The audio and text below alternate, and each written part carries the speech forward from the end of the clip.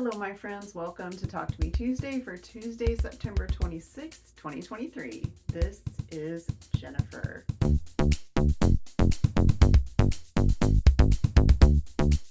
So I had a pretty good week last week. There were some ups and downs, which I won't talk about here, but I did start a new project, and this was entirely inspired by Jules. She came up with a kit using this Via Rosa pattern quilter's palette, which you can find at Hip Stitch. I'll put the link in the description. It's a really cool pattern with a really beautiful set of fabrics, a fun panel. But I already had a panel and I already had a whole bunch of Halloween fabric, so I thought, you know, I really like the way hers looks, so I'm going to try it with my panel and my fabrics. So that is what I did. This panel was a gift, I believe, from Suzanne last year. That seems correct. It's been a long year, so I'm not sure, but I think this came from Suzanne last year when I mentioned I wanted to make another Halloween quilt. And with one thing and another, that just kind of got put off. So finally, I have a Halloween top made. These are all just fabrics that I've collected over however many years. Some were from friends, some were from my last quilt. The skinny border here is actually the leftovers from my paper piecing vintage Halloween quilt that I made some years ago.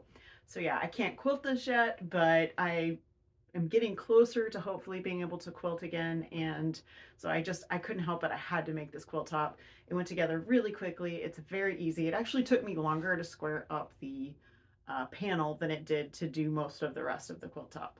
Also wearing a little show and tell today. This was a thrifted top that I bought when Jules and I did our thrift crawl, and I did some pretty big modifications on this.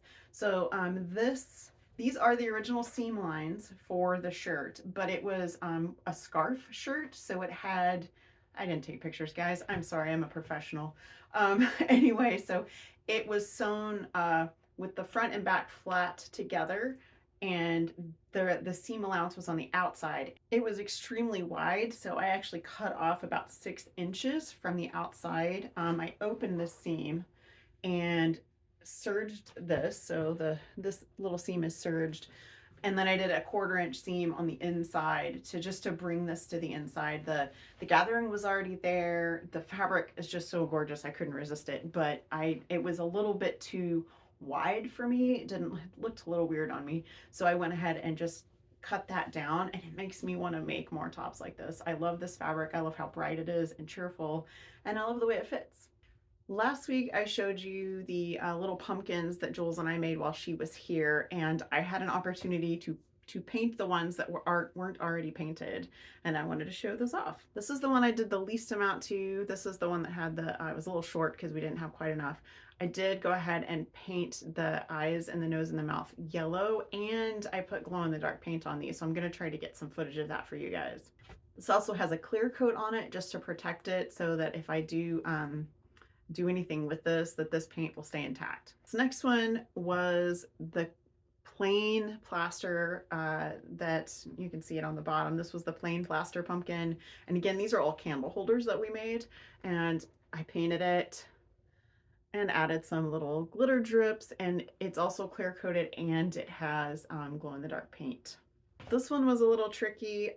This is the one you can tell that it really bled when I started trying to paint on it. This is the one that had the one that was giving me Cheeto fingers last week, just checking to make sure it didn't do it again. This is the one that we used the food coloring in, and the color all came to the very outside of the plaster. I wouldn't recommend doing that. I mean, it looked really cool, but it was just wiping off, and it was getting on everything. It mixed with the yellow paint. I'm actually going to go over this again because I wasn't happy with that. This green is actually a green glow in the dark. I did some drips of that, and I did do glow in the dark paint on this face, but I'm going to do it again because I want the eyes to just be a little bit more vibrant. This one is super silly. This was the styrofoam cup that we used when we had too much plaster from one of the batches, and I just turned him into a little Franken pot. I used some E6000 to glue these on, and I discovered while I was painting his face that I needed new paintbrushes, so the face is pretty terrible, but he cracks me up, and he's just a little candle holder, so I'm just going to keep him as is. So my friend Janice did find a large plastic jack-o'-lantern locally for me. She found it at CVS, which is not a place where I go. And I will probably in the next few weeks, I will be making the cement version of the small pumpkins. The last thing I have to share today is probably my next project. I was chatting with Abbie about the Raggedies way back in November when we all, when the Talk to Me Tuesdayers that who could went to the International Quilt Festival, and she was saying that she had some that she had never finished, and I told her I'd be happy to finish those for her, and it finally is happening. She sent me her Raggedy Ann and Andy, and I'm so excited about this, guys. So let me show you what she sent me. So these are the two she started, and you can see they just need to be finished. They're almost done being stuffed. They need their hair, they need clothes. So these guys are almost done. They're very close to being done. She did include the yarn, and then there's lots and lots of fabric, but also this little bag. I've been through it, but I haven't inventoried everything. It looks like she's already cut out all the clothes. So that means I literally just need to make the clothes. And I do love making the Raggedy clothes, so I'm excited about that. But what I am most excited about is Abbie sent me her Raggedy. So this is her Raggedy. And this is something I'm looking very much forward to. Look how long her legs are. So she needs clothes. She needs to be cleaned up. She has a few small places that need to be patched, but she's already been very lovingly patched in several places.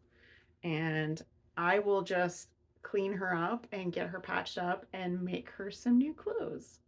So I have no intention of doing Raggedies in general for other people, but Abbie is a special case and I'm happy to do it for her.